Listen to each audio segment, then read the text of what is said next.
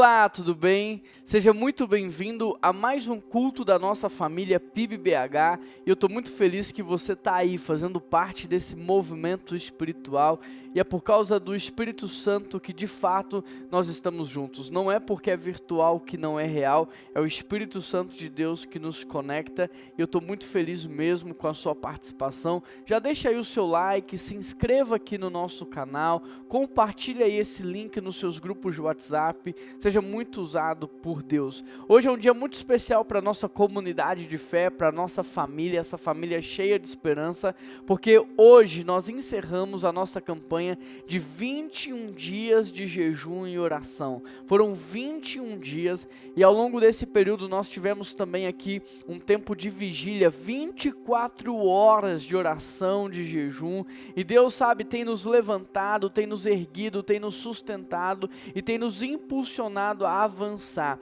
E eu queria terminar esse tempo aqui de jejum e oração junto com você, orando para que de fato tudo aquilo que está nos impedindo de avançar, que caia por terra neste exato momento e que juntos como igreja nós avancemos, que as nossas famílias cresçam e que nada possa nos deter ou nos parar. Feche os seus olhos aí e ore junto comigo, e ore com fé, ore com ousadia, ore com convicção. Deus, eu quero agradecer ao Senhor por esse privilégio, Deus, de ter crescido contigo ao longo desses 21 dias intencionais, ó Pai. 21 dias de oração para te conhecer mais, para estar mais perto do Senhor, para ter mais intimidade contigo. 21 dias de jejum, Pai. Ó Deus, muito obrigado porque nós crescemos, e nós crescemos principalmente no mundo espiritual. No mundo espiritual, Deus, nós ganhamos autoridade. Ó Deus, no mundo espiritual o Senhor fez coisas incríveis, ó Pai,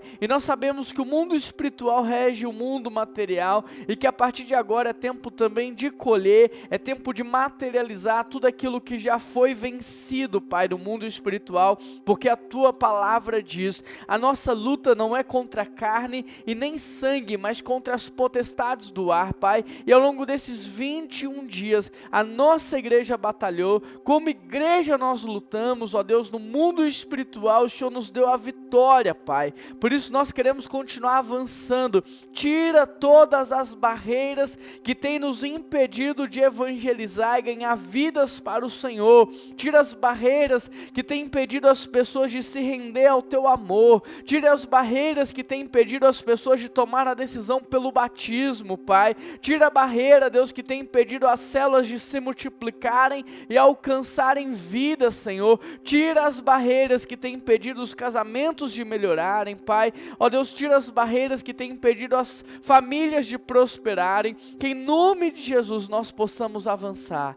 Deus, nós queremos colocar diante do Senhor tudo isso que está acontecendo no mundo, Pai. Em especial, quero colocar diante do Senhor o Afeganistão, Pai. Nós queremos colocar aquele povo diante do Senhor, aquele povo que carece hoje da sua intervenção. Ó Deus, que o Senhor possa agir na vida daquele povo, Pai, que o Senhor possa intervir naquele lugar. Deus, a gente se sente com as mãos atadas, sem ter o que fazer, mas a Tua palavra diz que quando o Seu povo ora, quando a igreja ora, o sobrenatural acontece. Por isso, Pai, cuida de cada família, cuida, Senhor, de cada mulher, de cada criança, de cada cristão, que o Senhor possa dispersar os inimigos, que o Senhor possa, Deus, espalhar as pessoas que são mal intencionadas, que o Senhor possa diluir o poder daquelas pessoas, ó Deus, que querem o ódio, que querem matar, e que haja cura naquele lugar, Pai. Não só ali, mas eu oro por todos os lugares onde há perseguição religiosa, onde há matança, onde há violência, que o Senhor Deus possa voltar logo através do Seu Filho Jesus Cristo e terminar essa obra de redenção da humanidade, Pai, que muitas pessoas se entreguem ao Senhor e que juntos nós possamos ir ao Teu encontro no céu e passar a eternidade na Tua presença. Obrigado, Pai, por tudo que o Senhor fez ao longo desses 21 dias e por tudo que a gente vai ver acontecer nos próximos dias, semanas e meses. É por isso que eu oro e te agradeço, em nome de Jesus. Amém. No jogo da vida, o que mais importa é ter dinheiro. Passamos todo o nosso tempo tentando conquistar casas, carros, joias, viagens e ter alguns luxos, porque dinheiro, com certeza, traz felicidade. Mas será que é isso mesmo? E se um dia você perdesse tudo, o que ficaria? Ser rico não tem a ver com o que temos, e sim em como investimos. Deus já te fez rico, só você que ainda não sabe disso. Querido, você já sabe, nós estamos numa série de mensagens chamada Vida de Rico. Eu queria convidar você agora a abrir a sua Bíblia comigo lá em Mateus, capítulo 25, verso 14. Mateus, verso 25, versículo 14.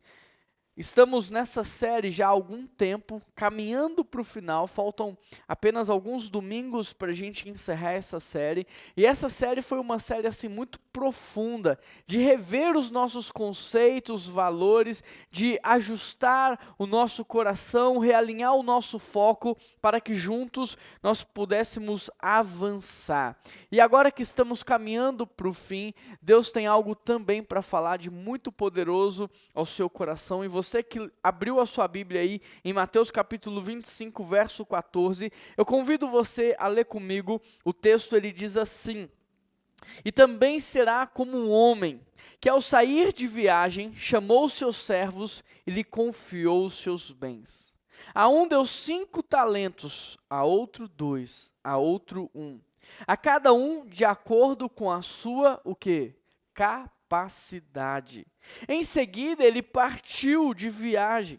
O que havia recebido 5 talentos, ele saiu quando o texto diz? Ele saiu imediatamente, aplicou-os e ganhou mais 5. Também o que tinha 2 ganhou mais 2, mas o que tinha recebido 1 talento, o texto repare que agora diz que ele apenas saiu, e isso nos diz muita coisa.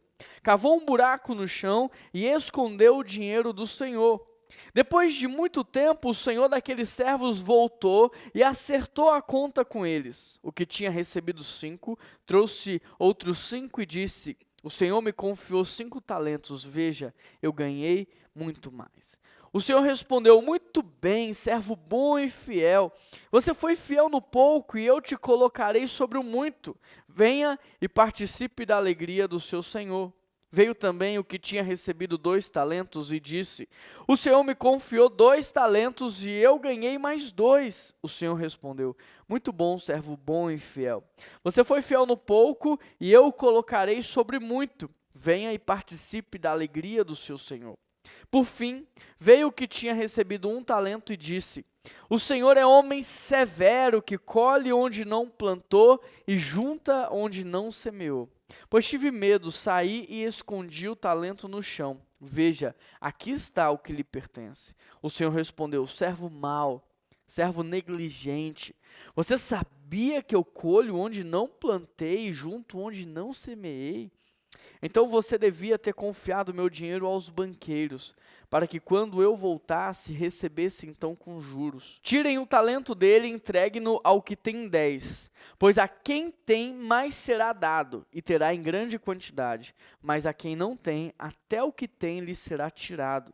E lancem fora o servo inútil nas trevas, onde haverá choro e ranger de dentes. Essa é uma parábola muito famosa, mas antes de avançarmos e extrairmos dela os conceitos, as lições e os aprendizados, eu gostaria de trazer para você algo muito importante. Eu queria que você entendesse o que é uma parábola.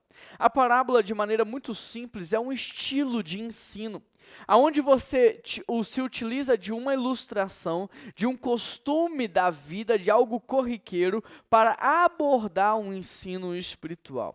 Por exemplo, na parábola do bom samaritano, há muitas coisas que nós podemos aprender. É verdade ou não é? Mas o ponto de Jesus naquela parábola, ou seja, a grande lição espiritual naquela parábola é: quem é o meu próximo? E a parábola toda é contada para nos dizer que o meu próximo é todo aquele que precisa de mim. Deu para entender? A parábola é algo corriqueiro, é uma ilustração que traz um ensinamento espiritual. E aqui também não é diferente. Por mais que dê para a gente extrair vários princípios, várias lições, há uma coisa que Jesus está ensinando aqui. E para que você entenda o que Jesus quer que você aprenda, mais do que olhar para essa parábola, nós precisamos entender o seu contexto. E em relação ao seu contexto, você precisa saber que a parábola dos talentos, ela não está de maneira isolada na Bíblia, não. Pelo contrário, ela está dentro de um contexto muito maior. Para vocês terem uma ideia, a parábola do talento, ela pertence a uma série de exortações de Jesus em relação à sua segunda vinda. E esta série de exortações, ela fica conhecida como o sermão escatológico de Jesus Cristo. Ou seja, em Mateus 24 e 25, há 5 sermões escatológicos: do dono da casa e o ladrão, dos 2 servos, das 10 virgens, dos talentos e da ovelha e dos bodes. De maneira geral, Jesus está trazendo aqui o conceito de vigilância espiritual. Não importa em qual parábola você está estudando, você sempre vai perceber que Jesus está aqui ensinando o conceito de vigilância espiritual. Agora que você já sabe o contexto maior dessa parábola, nós podemos avançar. Porque essa parábola em específico, ela fala de um senhor que vai viajar. Ela fala de alguém que vai se ausentar e que por causa disso vai distribuir talentos aos seus servos. Agora, a pergunta que fica é: o que significa o talento? O que esse talento ele representa? O talento inicialmente ele era conhecido como uma unidade de peso, que depois passou a ser uma moeda da época, que na sua versão grega pesava cerca de 26 quilos de ouro e na sua versão romana cerca de 32 quilos de ouro. O talento também ele já foi uma unidade monetária, de forma que se um denário equivalia a um dia de trabalho, um talento equivalia a mais ou menos 6.000 dias de trabalho, ou seja, o talento valia mais ou menos 18 anos da vida de um homem, da vida de alguém. Portanto, a pergunta que fica é: dentre todos esses significados, qual é o verdadeiro significado ou sentido que Jesus atribui à palavra talento? Para Gregório Magno, os talentos eram 5 sentidos humanos: olfato, visão, paladar, tato, audição. De forma que cada talento, então, representava um destes sentidos. Para João Calvino, os talentos eles representavam os dons de Deus. Para João Crisóstomo, os talentos representavam a capacidade de cada pessoa. Para Michael Green, os talentos representavam uma certa responsabilidade que cada pessoa teria na vida. Percebe? Há muitas controvérsias em relação ao que esse talento em específico representa. Portanto, a verdadeira interpretação, ela me parece ser mais ampla, mais abrangente, que não só envolve as habilidades naturais ou as responsabilidades de cada um, como me parece ser algo que representa tudo isso ao mesmo tempo. De forma que o Senhor da parábola, ele vai viajar, mas ele está conferindo aos seus servos responsabilidade, capacidade, talentos, função, tudo isso, para que quando ele voltasse, então, eles pudessem prestar contas daquilo que eles fizeram com o grande presente que lhe foi dado. Ou seja, Deus, na sua graça comum, ele deu a todos nós um tempo de vida aqui na terra. Ele deu a todos nós saúde, ele deu vida, ele deu habilidades naturais, ele deu habilidades específicas, talentos, dons, responsabilidade, capacidade e oportunidade. Deus, na sua graça comum, ele deu a cada um de nós tudo isso, e não só deu, como deu de acordo com a nossa capacidade. Ou seja, o seu tempo de vida, a sua saúde, o seu conhecimento, o seu recurso financeiro, os seus talentos, tudo isso é um talento, tudo isso é um recurso que Deus confiou nas suas mãos, e tudo isso precisa ser usado para a expansão do reino de Deus aqui na terra.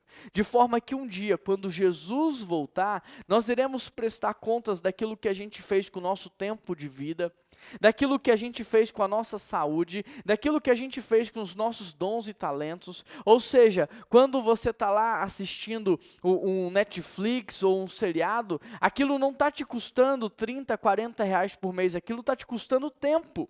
Quando você compra uma Coca-Cola, ela não te custa 10 reais, ela te custa saúde. E um dia nós prestaremos contas a Deus de tudo o que fizemos com aquilo que Ele nos deu. Agora que você já sabe então o que significa uma parábola, qual é o contexto maior e o que significa um talento, nós podemos avançar e analisar então os versículos. Olha o que diz o verso 14. E também será como um homem que ao sair de viagem, chama os seus servos e lhe confia os seus bens. O texto diz que ao sair de viagem, ou seja, aquele senhor pretendia viajar e ele pretendia passar um bom tempo fora. E então ele chama os seus funcionários, ele chama os seus servos e ele entrega para cada um deles uma quantia específica de talentos. E eu te pergunto, isso te lembra alguma coisa? Porque essa parte da parábola, ela é uma alusão à saída de Jesus Cristo, mas também ao preparo dos discípulos. Ou seja, Jesus não só confiou a cada um de nós talentos, não só nos capacitou, como também nos enviou. E ele está dizendo, um dia eu vou voltar e vocês vão prestar contas. Verso 15, a um deu 5 talentos, ao outro 2 e a outro 1. E a cada um de acordo com a sua capacidade. Em seguida, ele partiu de viagem. Se você observar, Deus, na sua graça comum, ele deu talentos específicos a cada um de nós, mas o interessante aqui é que ele deu de acordo com a nossa capacidade. Ou seja, Deus não é injusto ao dar uma quantia maior para um e uma quantia menor para o outro. Por quê? Porque Ele deu de acordo com a nossa capacidade. Querido, oportunidade quando a gente não está pronto não é boa, é ruim. Não adianta você querer ter muito se você não consegue administrar pouco. Por isso Deus é perfeito em tudo o que faz. E Ele te deu hoje apenas o que você é capaz de administrar. E o interessante aqui é que quem administra bem aquilo que Deus dá, Ele confere mais, Ele confia mais. Ou seja, quer crescer na vida? Quer crescer? Quer multiplicar aquilo que Deus tem confiado a você? Então faça bem aquilo que está nas suas mãos hoje. Essa é a única forma dele te colocar sobre muito. Então seja fiel ao Senhor, administre bem, com zelo. Verso 16, o texto diz assim: o que havia recebido 5 talentos saiu imediatamente e os aplicou, ganhando mais 5. Também o que tinha 2 ganhou mais 2, mas o que tinha recebido 1 saiu, cavou um buraco no chão e escondeu o dinheiro do seu senhor. Nesse versículo podemos observar o tipo de vida que um discípulo de Cristo deve ter. E nesse caso, mais do que a vigilância espiritual, porque Jesus foi, mas um dia ele vai voltar, está sendo nos ensinado aqui algo de extrema relevância. O estilo de vida de um discípulo de Cristo é o estilo de vida de alguém que é ousado, de alguém que arrisca, de alguém que é inteligente, de alguém que tem coragem, de alguém que é proativo, a fim de multiplicar tudo aquilo que Deus confiou. De forma que aqui nós podemos ver 2 posturas completamente diferentes. Ao mesmo tempo que o texto diz que um saiu imediatamente e aplicou, o texto vai dizer que o outro apenas saiu e cavou. Ou seja, este contraste nos mostra algo muito interessante, porque um pega aquilo que Deus deu e ele tem um grande senso de urgência, enquanto que o outro me parece um pouco relaxado com as coisas de Deus. Ele me parece um pouco preguiçoso. Ele parece que sai depois de algum tempo, como se não levasse a sério aquilo que está acontecendo. Ou seja, essa parábola nos ensina que o verdadeiro cristão, ele não pode ser em nenhum aspecto da sua vida preguiçoso, negligente. Ele não pode ser alguém que posterga, que procrastina. Não combina com o Filho de Deus. Pelo contrário, o servo de Deus, o discípulo de Cristo, é alguém vigilante, é alguém proativo, é alguém trabalhador, é alguém que tem dentro de si senso de urgência, que sabe que a cada minuto que passa, centenas e centenas de pessoas morrem sem entregar a vida para Jesus. É alguém que entende essa verdade, que na sua omissão tem pessoas sendo abusadas, que na sua omissão tem pessoas sendo assassinadas, e tudo porque ele, aquele que carrega a luz, aquele que carrega o sal, aquele que carrega a mensagem de salvação e transformação, muitas vezes está distraído, muitas vezes está se omitindo da sua responsabilidade por causa de um cansaço ou por causa de uma distração. Entende? Verso 19, depois de muito tempo, o Senhor voltou. Querido, Jesus Cristo vai voltar. Jesus Cristo vai voltar, não se engane.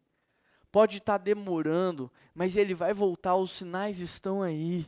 Mas olha que interessante, porque o Senhor voltou e o Senhor acertou as contas com eles. Não pense você que Jesus é negligente, porque Ele não é. Não pense você que Jesus vai deixar as coisas passarem em branco, porque não vai. Ele é justo, Ele é correto, Ele é perfeito em tudo o que faz. Aqui é uma referência direta à segunda vinda de Cristo e à prestação de contas que vai acontecer. Agora, consegue imaginar como é que vai ser a sua prestação de contas a Deus? Quando Ele te perguntar, e aí, o que você fez com a saúde que eu te dei? O que você fez com o seu tempo de vida aqui na terra? O que você fez com a capacidade cognitiva que eu te dei? O que você fez com os recursos financeiros que eu coloquei nas suas mãos? Repare que a grande questão dessa parábola não é quem recebeu menos ou quem recebeu mais. A grande questão dessa parábola é o que você fez com aquilo que você recebeu do Senhor. É se você multiplicou ou não. É se você foi fiel ou não. Essa é a grande questão. Porque uma vez que todos nós recebemos algo do Senhor, a grande questão é: você foi fiel? Você administrou com sabedoria? Você multiplicou aquilo que Ele colocou nas suas mãos? A grande questão da parábola, ela está ligada à fidelidade a Deus ou à infidelidade a Ele. Em outras palavras, quanto mais lhe é dado, mais lhe é cobrado. Mais responsável você tem que ser. De forma que um dia todos nós teremos então que acertar as contas com Jesus Cristo.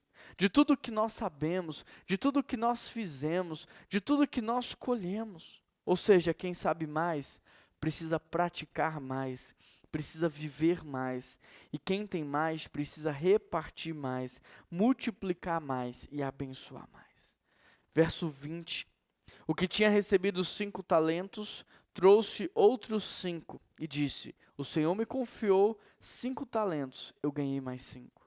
O Senhor respondeu: muito bem, servo bom, servo fiel, você foi fiel no pouco, eu te colocarei sobre o muito. Venha e participe da alegria do seu Senhor. Verso 22. Também veio o que tinha recebido 2 talentos e disse: o Senhor me confiou 2, veja, eu ganhei mais 2. O Senhor respondeu: muito bem, servo bom e fiel, você foi fiel no pouco, eu te colocarei sobre o muito. Venha e participe da alegria do seu Senhor. Repare que nessa porção do texto, a postura de quem é fiel é completamente diferente da postura daquele que é infiel. Aquele que foi fiel a Deus, ele entra com confiança, ele entra com alegria, mas aquele que é infiel a Deus, ele já entra se sentindo culpado e terceirizando a culpa. É muito nítido você ver o contraste daquele que é fiel, daquele que é infiel. Querido, você tem noção do quão poderosa e bela é essa palavra saindo da boca de Deus? Muito bem, servo bom e fiel. Você tem noção do impacto disso nas nossas vidas? Muito bem, servo bom e fiel, venha, participe da alegria do seu Senhor, porque você foi fiel no pouco, então eu te colocarei sobre o muito. Você tem noção do que é você receber essa palavra do próprio Deus? Aqui nós podemos ver que Deus não é como um policial, que não vê a hora de nos condenar, que não vê a hora de nos julgar, não. Deus é como um pai amoroso que não vê a hora de poder recompensar os seus filhos. Deus é como um pai amoroso que está lá torcendo para você dar certo na vida, torcendo para as coisas funcionarem, torcendo para você administrar bem, torcendo para você crescer. É isso que a gente vê na parábola, porque quando aqueles que foram fiéis, eles se apresentaram a Deus, Deus se alegrou com eles, e não só se alegrou com eles, como os convidou para participar da sua alegria, e ainda disse: olha, vocês foram fiéis no pouco, eu os colocarei sobre o muito. Esse é o nosso Deus, e é isso que Ele quer fazer com você. Você precisa entender que ser um servo bom e fiel é ser alguém que tem senso de justiça, é ser alguém que tem senso de urgência, é ser alguém que é amigo do bem. Ser um servo bom e fiel é ser alguém que trabalha, é ser alguém proativo, é ser alguém que corre atrás para fazer a diferença na sociedade. Em resumo, o servo que agradou ao Senhor é aquele que multiplicou tudo o que Deus colocou na sua mão. Por isso, deixa eu te perguntar: o que você tem feito com aquilo que Deus colocou na sua mão? O que você tem feito com o dinheiro que Deus te deu? O que você tem feito com os bens que o Senhor colocou na sua mão? O que você tem feito com o conhecimento que você tem? Verso 24. Por fim veio o servo que tinha recebido 1 talento e disse: eu sabia que o Senhor é homem severo, que colhe onde não plantou e junta onde não semeou. Por isso tive medo, saí e escondi o talento no chão. Veja, aqui está o que lhe pertence. O Senhor respondeu: servo mau, servo negligente, você sabia então que eu colho onde não plantei, que eu junto onde não semeei?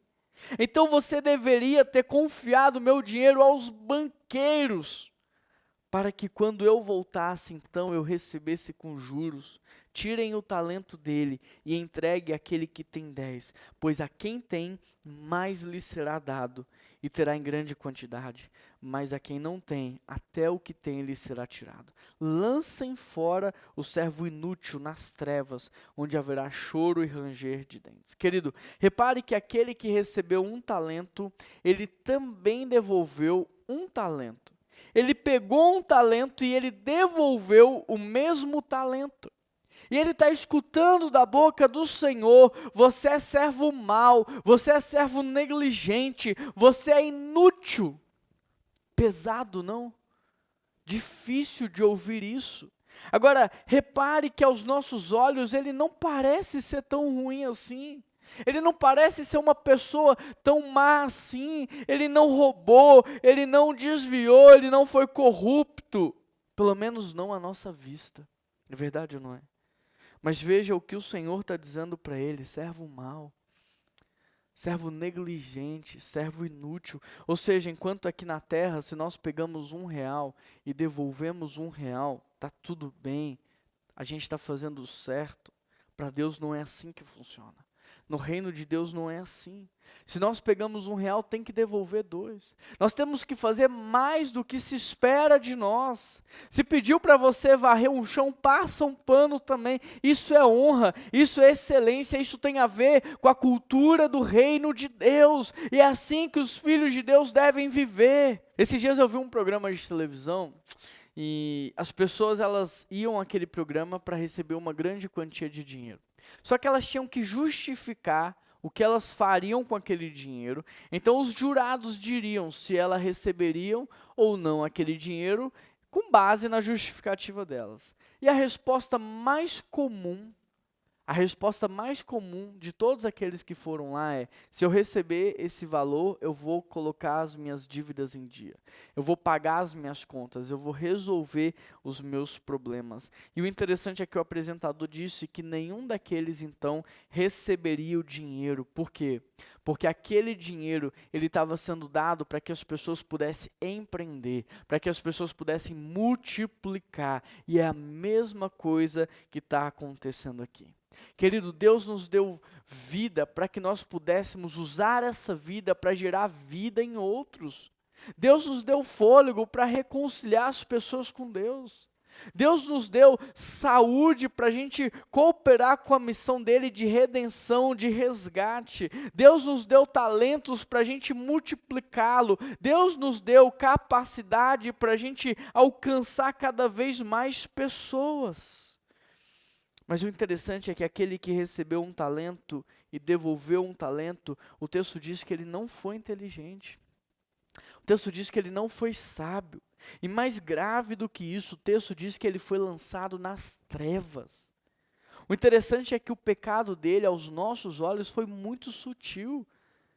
Mas igualmente grave ao pecado daquele que rouba. Igualmente grave ao pecado daquele que mata. Isso porque ele se mostra preguiçoso, negligente, improdutivo, ou seja, indigno da confiança de Deus. E eu te pergunto, não é assim? Não é assim que muitos de nós temos vivido? Não é assim? Essa parábola nos ensina que a preguiça, a indolência, a procrastinação e a improdutividade são tão graves quanto a desonestidade. Percebe? Porque não tem nada a ver com o caráter de Deus, não tem nada a ver com a cultura do reino, não tem nada a ver com aqueles que se dizem cristãos. É interessante porque o servo que tinha um talento, quando ele percebe que fracassou, ao invés de assumir a sua culpa e pedir perdão, ele automaticamente terceiriza a culpa, atacando o Senhor da parábola, fazendo críticas pesadas a respeito dele. O que vemos nesse texto é que normalmente então as pessoas medíocres, elas tendem a ter esse padrão comportamental de nunca assumir a sua responsabilidade, de sempre terceirizar a culpa para aqueles que estão ao seu lado, de sempre culpar os outros, mas nunca a si mesmo. Só que o texto nos mostrou que o Senhor deu a cada um de acordo com o quê? Com a sua capacidade. O Senhor deu de acordo com a sua capacidade, ou seja, o único culpado do seu fracasso é você mesmo. Porque aquilo que o Senhor deu tem a ver com aquilo que você dava conta de multiplicar hoje. Então o único culpado somos nós mesmos, por conta da nossa preguiça, por conta da nossa indolência, por conta da nossa desorganização, por conta da nossa falta de disciplina, por conta da nossa procrastinação.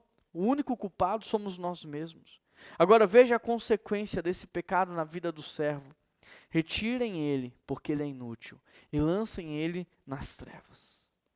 Bom, uma vez que vocês já sabem o que significa uma parábola, uma vez que vocês entenderam o contexto dessa parábola, o que significa o talento e o que cada um desses versículos ele queria dizer, eu posso avançar e trazer de maneira prática uma aplicação na sua vida. Nesse texto você consegue perceber de maneira muito prática que na vida há dois tipos de pessoas. O primeiro tipo é aquele que gosta de segurança, é aquele que gosta de estabilidade. O segundo tipo é aquele que corre risco para multiplicar tudo aquilo que o Senhor colocou nas suas mãos. Por isso deixa eu te perguntar, com qual desses dois tipos de pessoas você se parece mais? Você é alguém que prefere manter tudo em segurança, tudo em estabilidade, ou você é alguém que está correndo risco para multiplicar aquilo que o Senhor confiou nas tuas mãos? Porque no dia da prestação de contas, algo vai acontecer. E eu quero te perguntar, o que é que você vai dizer para Deus? Olha, Deus, está aqui. Eu guardei tudo o que o Senhor me deu, está aqui, ó, do jeitinho que o Senhor me deu.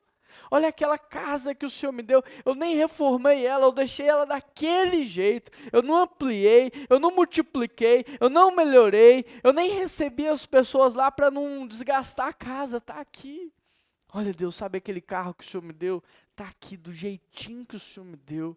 Olha, eu sei, a chuva, o sol deterioraram um pouco ele, mas está aqui, olha, é o mesmo carro. Olha, Deus, sabe aquele dinheiro que o Senhor me deu? Então, está aqui, coloquei na poupança, eu não gastei, eu não investi, eu não reparti, eu não abençoei, está aqui, olha, ele está intacto. Olha, Deus, sabe aquele conhecimento que o Senhor me deu? Eu tentei preservar ele até hoje. Sabe, eu não ensinei ninguém, olha, eu nem comentei com ninguém, eu não contei as ideias que o Senhor me deu para ninguém, eu nem coloquei em prática, está aqui. Ou você vai ser do tipo de pessoa que vai dizer, Deus, sabe aquela casinha que o Senhor me deu? Então, eu abri outros quartos, eu multipliquei o espaço dela, eu melhorei os ambientes, eu recebia pessoas lá em casa, pessoas se converteram naquele lugar. Sabe, Deus, um dia eu abri uma célula lá naquela casinha que o Senhor me deu, aquela célula cresceu, e sabe, Deus, aquela casinha hoje já não é uma casa, aquela casinha virou uma igreja. E aquela igreja, Deus, abriu muitas células em muitos bairros, e cada uma daquelas células viraram outra igreja.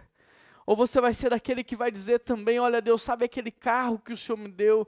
Então, quando ele já começou a ficar velhinho, quando ele já não conseguia mais carregar as pessoas, quando ele já não conseguia mais ajudar as pessoas, eu fui lá, eu vendi aquele carro, eu coloquei um pouco mais de dinheiro, eu comprei até um carro maior, e o carro já não comportava, eu comprei uma Kombi, a Kombi não comportava, então aquele carrinho, Deus, olha, hoje ele virou aqui um micro-ônibus. E todos os dias, todos os domingos, eu busco crianças, idosos nas suas casas, e eu levo para a igreja, eu levo para o hospital, eu ajudo as pessoas. Sabe, Deus, aquele conhecimento que o Senhor me deu, específico, que eu nasci e que eu tinha prazer em desenvolver e eu amava estudar aquilo.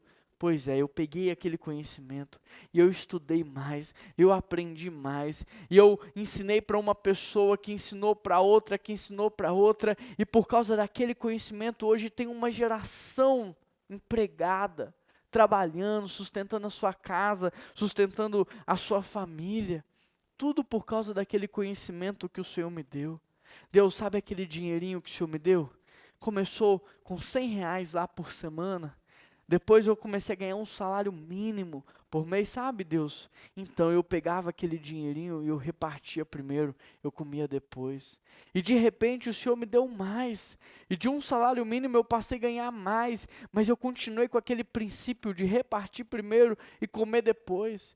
E quando eu percebi, tinha mais. E eu continuei naquele princípio de honra ao Senhor com os teus recursos. E os teus celeiros serão cheios e os teus barris transbordarão. E sabe, Deus, eu comecei a ganhar mais dinheiro. E a impressão que eu tenho é que hoje eu nem consigo repartir o tanto que eu ganho.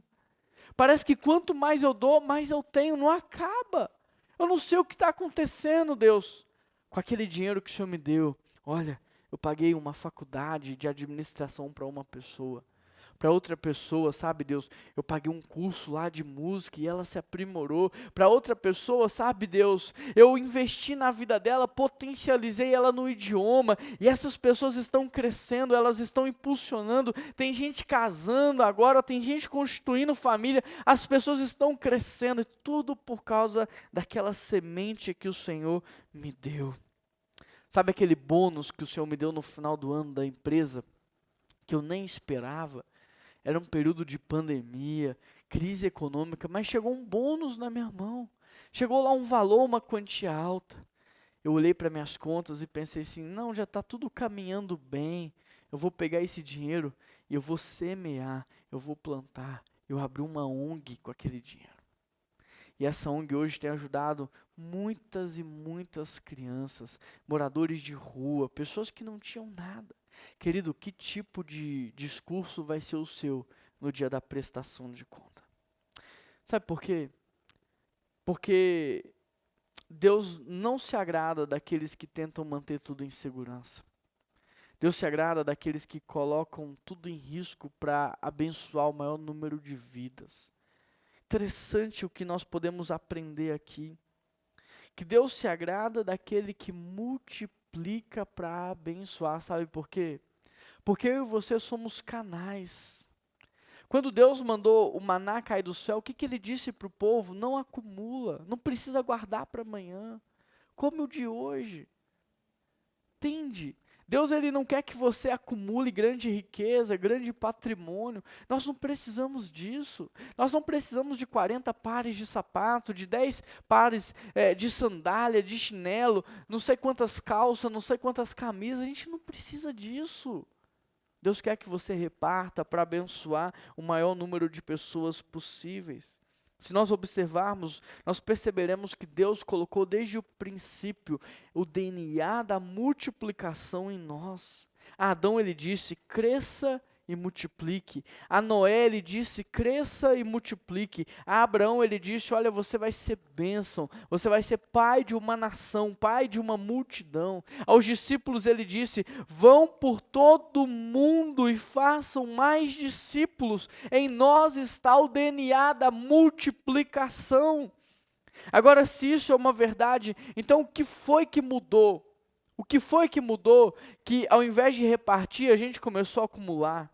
Que ao invés de abençoar, a gente passou a reter. O que foi que mudou? Sabe o que mudou? Foi o pecado. Foi o pecado, é o pecado nas nossas vidas que altera esse DNA. Que ao invés de gerar amor, gera medo, e o medo paralisa, o medo nos torna infrutíferos.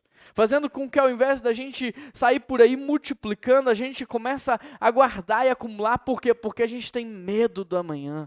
A gente tem medo de Deus não ser fiel à sua palavra, de não nos sustentar, de não nos proteger, de não nos guardar. E esse tem sido um grande dilema. Não só para mim, enquanto Juan, enquanto pastor, mas para todos nós. Para todos os cristãos nos nossos dias. Porque em nossa cultura, o correto é você trabalhar para eliminar riscos, é verdade ou não é? Então a gente estuda e a gente trabalha para tentar eliminar todos os riscos da vida e manter tudo de maneira segura e de maneira estável. Tanto é que o objetivo de muitos hoje em dia são o quê? Cargos públicos. É passar num concurso. E não porque essas pessoas querem ser usadas por Deus nesses ambientes, mas sim porque elas querem segurança, elas querem estabilidade. É verdade ou não é? Queridos, em nossa cultura é normal você lutar para manter as coisas como elas estão.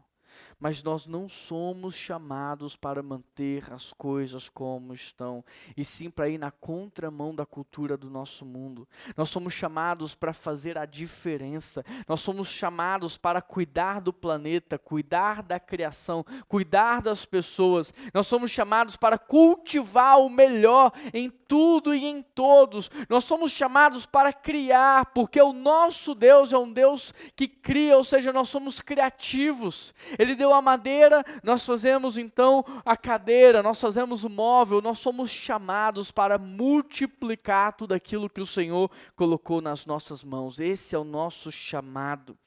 O que você precisa saber é que essa parábola, essa história, ela compõe o fim do ministério de Jesus aqui na terra.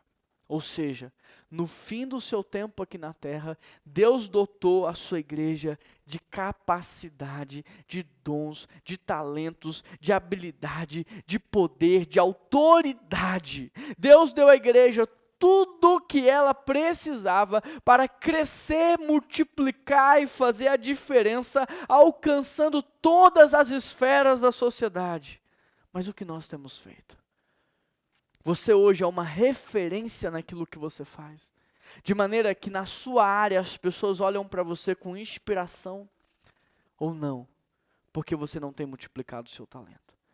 Ou você não é uma inspiração e nenhuma referência porque você é preguiçoso, negligente, procrastinador, bagunceiro e indisciplinado. Porque, meu querido, isso está errado. Não combina com o Filho de Deus. Você precisa ser uma inspiração, você tem que multiplicar o seu talento de tal maneira a alcançar o maior número de pessoas. Sabe por quê? Porque a luz veio para iluminar. Ela não veio para ficar escondida, abafada, ela veio para iluminar, ela veio para trazer direção, ela veio para impactar, ela veio para fazer a diferença. Olha para tudo que Deus te deu, o que é que você está fazendo com o que está nas suas mãos?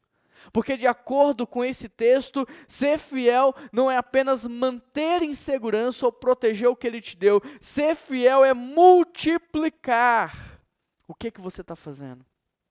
O que nós precisamos entender é que tudo o que você precisa para multiplicar, para potencializar e para alcançar mais pessoas está aí com você. Porque Deus te deu de acordo com a sua capacidade. Em Gênesis, por exemplo, Deus deu para o homem o banco? Não, Ele deu a madeira. Deu o vidro? Não, Ele deu a areia. Cabia o homem, então, transformar a matéria-prima naquilo que ele precisava para viver. Você já tem o que você precisa. Deus não vai te dar, Ele já te deu, já está aí diante de você, já está diante das suas mãos. Basta você levantar do sofá, basta você abandonar a preguiça, a procrastinação, a indisciplina e avançar, trabalhando de maneira constante, trabalhando de maneira correta, porque Deus abençoa esse tipo de postura. Tudo que você precisa está aí. E deixa eu te dizer mais, o que você vai fazer com tudo que Deus te deu é o que vai determinar o seu legado aqui na terra. Tem muitas pessoas que gostariam de deixar um legado maravilhoso, mas não estão fazendo nada para que isso aconteça. Não adianta você querer ser reconhecido como um grande homem de Deus se você não sai do sofá. Se tudo que você faz é curtir a vida, se tudo que você faz é pensar em você. Não adianta você querer ser conhecida como uma grande mulher de oração se você não ora. Não adianta você querer ser conhecido como alguém sábio se você anda perdido na vida. Não adianta você querer ser conhecido como alguém generoso, alguém abençoador se você é mesquinho. O que você faz hoje com o que Deus te deu é o que determina o seu legado nas próximas gerações. Por isso, amplie a sua visão. Hoje eu estou aqui para te ajudar a enxergar mais longe. Amplie a sua visão. Muitos de nós temos pensado apenas em segurança e estabilidade. Amplie a sua visão. Deus espera que você multiplique aquilo que Ele te deu. O que precisa ficar claro é que o risco não é o nosso inimigo. O conforto, a estabilidade, a segurança sim, são os nossos inimigos. Sabe por quê? Porque o que nos trava é o conforto. O que nos paralisa é a estabilidade. O que nos impede de avançar é a segurança. Está dando para entender? Muitas vezes você não dá um passo de fé porque você tem medo de perder essa segurança. Muitas vezes você não está vivendo o que Deus tem para você porque você tem medo de perder o controle. O risco não é o nosso inimigo, o risco é o nosso amigo, porque ele nos coloca em movimento. O risco nos coloca de joelho no chão, o risco nos faz orar e jejuar, o risco nos faz buscar a Deus, andar em dependência, e por causa disso nós avançamos, nós não paramos, nós só avançamos. O problema do primeiro servo, daquele que guardou o que o Senhor havia dado para ele, não era que estava faltando visão para ele. O problema era que a visão dele era muito pequena. O problema do primeiro servo, daquele que guardou o que o Senhor havia dado para ele, é que a visão dele era pequenininha. Era uma visão carnal, era uma visão humana. A visão dele era manter as coisas como elas estavam, era manter em segurança, era devolver para o Senhor aquilo que o Senhor havia colocado na mão dele. E quantos de nós não vivemos assim hoje?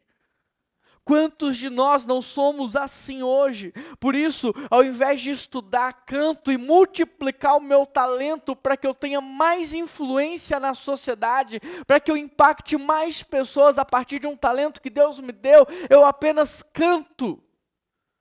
Eu apenas venho e ensaio. E canto no domingo, eu nem me preparo durante a semana, eu não corro atrás de melhorar, eu não estudo. Eu venho e canto. Meia boca, mediocridade. Ao invés de estudar um instrumento e multiplicar a capacidade que Deus me deu, eu vou lá e apenas emito as notas que eu sei fazer do jeito que eu sei fazer, e por causa disso não impacta ninguém, não tem relevância na sociedade, não influencia ninguém. Ao invés de estudar com excelência e me tornar um exemplo na área em que eu estou, eu apenas estudo para passar em provas. E por causa disso eu vivo uma vida medíocre. Ao invés de trabalhar e dar o meu melhor e ser resposta de oração naquele lugar e resolver problemas, eu vou lá e cumpro horário. Eu vou lá e só assino lá a folha de ponto. faço de qualquer jeito só para receber o meu salário, e por causa disso eu vou vivendo uma vida de mediocridade, e eu não impacto ninguém, eu não faço a diferença na sociedade, eu não sou relevante onde eu estou, eu não sou inspiração para ninguém, ninguém quer seguir a minha vida porque eu sou medíocre. Quem é que está entendendo? Quem é que está entendendo? Você já viu que na vida tem pessoas que dão certo e tem pessoas que dão errado? Você já viu que na vida tem empresas que dão certo e tem empresas que dão errado? Você já viu que tem igreja que dá certo e tem igreja que dá errado? Tem casamento que dá certo e tem casamento que dá errado? Por que que isso acontece? É porque quando um talento sai do céu e ele chega na terra, alguém na terra tem que administrar esse talento. E a forma como esse talento vai ser administrado determina se você vai ter sucesso ou não. Por exemplo, a Bíblia diz que a esposa prudente vem de quem? Do Senhor. É um presente que Deus nos dá. Ou seja, de maneira muito prática, para exemplificar, a Keila é um presente de Deus na minha vida. Mas embora Deus tenha me dado ela de presente, Ele não me substitui na minha função de marido. De forma que é meu dever tratá-la bem. É meu dever cuidar da vida dela. É o meu dever pastoreá-la. É o meu dever investir no meu casamento. Deus vai tratá-la bem enquanto filha, mas o marido sou eu. Então, como eu administro esse talento vai determinar se eu vou ter um casamento de sucesso ou não. Percebe? Eu tive que conquistá-la. Deus me deu de presente, mas eu tenho que conquistá-la todos os dias. Eu tenho que cuidar dela todos os dias, protegê-la todos os dias. Ou seja, a soberania de Deus não isenta a responsabilidade humana. Saiu do céu, chegou na terra, a responsabilidade é nossa. Percebe? Deixa eu te dar outro exemplo. Deus abriu uma porta de emprego para você. Deus te deu um talento, um presente, mas a responsabilidade de manter este emprego, de crescer lá dentro, de fazer a diferença, de ser promovido é sua. A responsabilidade é sua. A soberania de Deus não isenta a sua responsabilidade. Percebe? Deus espera que você dê o seu melhor, que você faça mais do que lhe foi pedido, que você honre, que você faça tudo com excelência, que você resolva problemas, para que assim você cresça naquele lugar, exerça influência e abençoe aquelas vidas com a presença do Senhor. Deus espera duas coisas de você: que você administre bem tudo o que Ele te deu e que você multiplique tudo o que Ele colocou nas suas mãos. Por exemplo, se o meu amor pela Keila fosse o mesmo hoje do que quando eu conheci ela, certamente nós não estaríamos juntos. Porque o amor que eu tinha por ela, ainda na adolescência, não era um amor tão forte para sobreviver a tantas lutas, crises, dificuldades. Não teria permanecido. Eu tive que multiplicar esse amor a cada ano, de maneira que ele se transformasse num amor mais sólido, mais consistente. Deus espera que você administre bem e que você multiplique aquilo que Ele colocou nas tuas mãos. Deus me deu a Keila, e quando Ele voltar, eu vou prestar contas para Ele. E sabe o que eu vou poder dizer para ele? Olha, Deus, sabe aquele namoro na adolescência? Pois é, ele se transformou num noivado. E Deus sabe aquele noivado? Então, ele virou um casamento. E sabe aquele casamento? Então, Deus, agora nós temos 2 filhos para te apresentar. 2 filhos biológicos, mas também, olha, Deus, nós temos muitos filhos espirituais para entregar para o Senhor. Deus me ensinou a tocar violão. Deus me deu nitidamente o talento de tocar o violão na minha adolescência. E um dia eu vou prestar contas para Ele. Eu vou poder falar assim: olha, Deus, muito obrigado. Porque lá com 13 anos, quando o Senhor me ensinou a tocar violão, eu fui para uma célula. Eu sabia tocar 4 notas e eu comecei a louvar, adorar o Senhor. E depois, olha que legal, Deus, porque eu virei o líder daquela célula. E o tempo passou, e com o tempo eu me tornei pastor de pequenos grupos, pastor de células, e depois o tempo passou e eu me tornei um pastor auxiliar, e olha Deus, hoje eu sou pastor de uma igreja, está aqui o que o Senhor me deu, eu multipliquei. Quando Jesus voltar, eu não vou devolver para Ele apenas uma música, mas sim uma igreja agora lotada de adoradores. E sim uma igreja lotada de servos do Senhor, que estão se multiplicando em milhares e milhares e milhares de discípulos. Deus espera duas coisas de você: que você administre bem e que você multiplique aquilo que Ele te deu. Quantos aqui hoje não estão guardando, acumulando para si conhecimento, vida, imóveis, bens, recursos financeiros, habilidades especiais? Quantos aqui hoje não tem dentro de si sonhos que Deus colocou, visões que Deus deu, mas que está aí guardado, que está aí, sabe, preso dentro de você? E sabe por que tudo isso está aí guardado dentro de você? Porque talvez você esteja com medo, medo de perder, medo de não conseguir, medo do futuro, medo. Mas deixa eu te dizer algo, sabe qual é o lugar mais rico desse mundo? Uma vez eu ouvi isso de um pregador e eu nunca mais esqueci. Sabe qual é o lugar mais rico desse mundo? É o cemitério, sabe por quê? Porque lá estão igrejas que nunca foram plantadas. Lá estão ONGs que nunca foram iniciadas, livros que nunca foram escritos, ideias que nunca saíram do papel, faculdades que nunca foram feitas, empresas que nunca foram abertas. Abrigos para pastores, idosos e doentes que nunca veio a existir. Querido, o céu não precisa que você leve o seu dinheiro para lá, porque no céu as ruas vão ser de ouro. O céu, a eternidade, não precisa dos seus bens e nem dos seus imóveis, porque Jesus foi preparar a nossa morada. O paraíso não precisa dos sonhos que Deus te deu e nem da visão que Deus te deu aqui na terra. O céu não precisa de nada disso, mas a vida aqui na terra precisa. E Deus não te deu isso para você levar para a eternidade, mas para você executar aqui na terra, porque tem alguém neste exato momento orando e você pode ser a resposta de oração dessa pessoa. O que você precisa levar para o céu não são os recursos que Deus te deu, mas as pessoas que você alcançou com esse recurso. O que você precisa levar para o céu não é o sonho que Deus te deu, mas as pessoas que foram alcançadas através desse sonho. Você tem que levar para lá as pessoas, e não o dinheiro, e não os bens, e não as ideias. Para terminar, deixa eu fazer uma ilustração com você. Imagine que na sua frente esteja facas, garfos e colheres.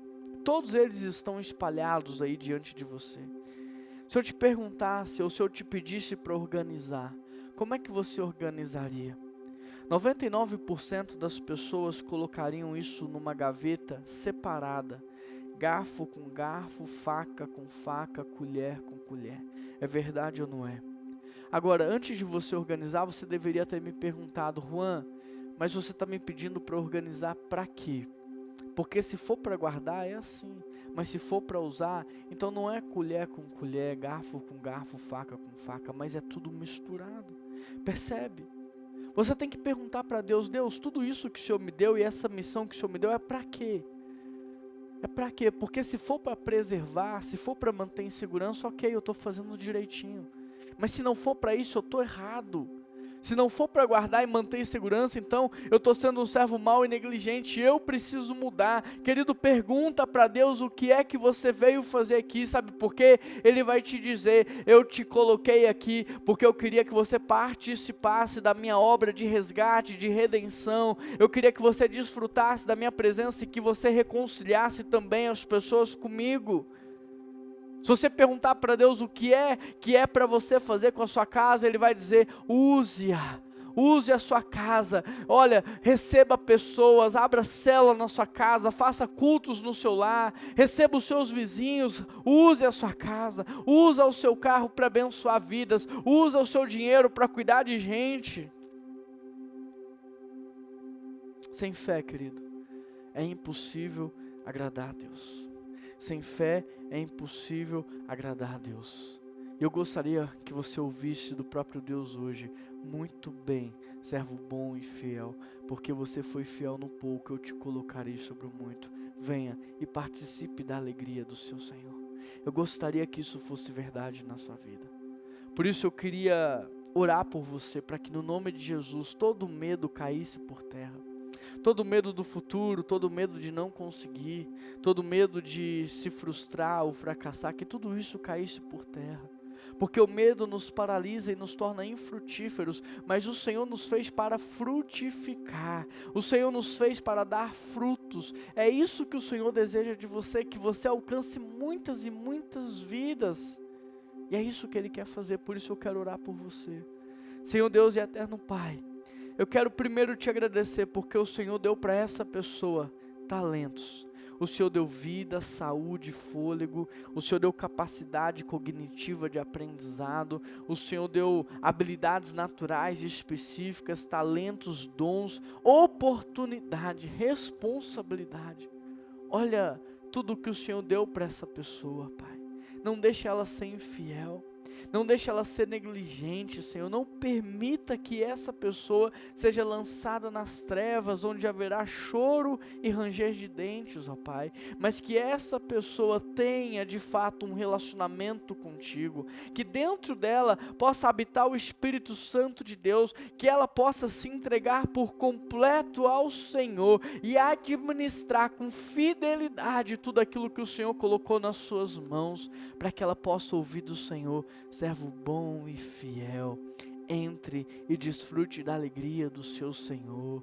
Servo bom e fiel, eu vou te colocar sobre o muito. Pai, é isso que eu desejo para cada pessoa que aqui está, para cada família que está participando desse culto. Mas Deus, mova, Senhor, mova essa vida, coloque ela em movimento, Pai. Tira ela do seu conforto, tira ela, Senhor, da sua estabilidade, Senhor, para que ela caminhe de joelhos em dependência de Ti, e que ela seja muito usada pelo Senhor para alcançar milhares e milhares de vidas, e que o legado que ela deixe para a próxima geração seja um legado de intimidade, seja um legado, Senhor, da Tua presença, de amor, de compaixão, Pai. É isso que eu peço para cada um de nós. Que o Senhor mude a nossa maneira de pensar, mude o nosso coração, Pai. E que o Senhor nos ensine a amar como o Senhor ama, e que o Senhor nos use de maneira poderosa, para que nós sejamos então reconhecidos pelo mundo e pelo Senhor como servos bons, como servos fiéis, porque isso sim é viver uma vida de rico, e é tudo que nós mais queremos, e é em nome de Jesus que nós oramos. Amém. Amém. Querido, eu queria convidar você agora a participar do nosso momento de dízimos e ofertas. E essa já é uma excelente oportunidade para você multiplicar aquilo que Deus tem colocado nas tuas mãos. Que você possa se entregar por completo, que a sua vida seja de fato uma oferta ao Senhor, que você oferte os seus sonhos, o seu futuro, os seus talentos, mas também os seus recursos financeiros. Multiplique tudo aquilo que Deus tem colocado na sua mão. E para isso aqui na tela tem um código de QR Code. Basta apontar a tela do seu celular, a câmera do seu celular, vai aparecer um link, clica, você vai ser direcionado para o nosso aplicativo, onde você vai poder fazer a sua oferta e o seu dízimo com segurança, com boleto bancário ou cartão de crédito. Aqui na tela também tem o nosso Pix, é rápido, fácil e seguro. Você pode fazer um Pix também, repartindo e multiplicando aquilo que Deus tem colocado nas suas mãos, e tem as contas aí para você fazer a sua transferência e o seu depósito. Só não deixe de praticar imediatamente essa palavra, porque tudo que a gente deixa para fazer amanhã, a gente não faz, e a mudança precisa ser agora, ela precisa ser instantânea. Deixe o Espírito Santo usar o seu coração para honrar a Deus e para multiplicar aquilo que Ele colocou também na sua vida. E se você deseja também multiplicar de outra forma: Juan, eu quero fazer parte da ONG, Juan, eu quero ensinar o que eu sei, eu quero repartir o que eu tenho, eu quero poder formar pessoas. Se Deus está movendo o seu coração em outro sentido também, manda aí uma mensagem para pra gente no nosso número de WhatsApp, para que a gente possa sonhar juntos e conversar, e quem sabe dessa troca não vai nascer igrejas, projetos, ONGs, livros. Eu não sei o que Deus vai fazer a partir dessa semente que foi lançada hoje no seu coração. E para você que está nos visitando, eu quero dizer que você é muito bem-vindo. Deus tem um projeto para a sua vida, Deus tem um propósito para você. Você não está aqui por um acaso e você não participou desse culto hoje também por um acaso. Deus tem algo para fazer na sua vida e eu queria convidar você a fazer parte da nossa família. Mas Juan, eu moro fora do país, não tem problema. Nós temos célula online, discipulado online, tem a igreja online, culto online. Você pode participar de tudo, aí de onde você mora, de outra cidade, de outro estado. O que nós queremos é caminhar junto, e isso hoje, por causa da tecnologia, é possível. Então manda uma mensagem de WhatsApp pra gente dizendo: eu quero fazer parte, e você vai fazer parte, nós vamos caminhar juntos, amém? Combinado? Não deixe de curtir esse vídeo e se inscrever no nosso canal, isso é muito importante. E deixa eu terminar orando então por vocês. Que Deus abençoe a sua vida, a sua família, que Deus abençoe o seu futuro, a sua caminhada, e que você viva em nome de Jesus os melhores dias e ano da tua existência. Essa é a oração que nós fazemos em nome de Jesus. Amém. Um grande abraço e até a próxima.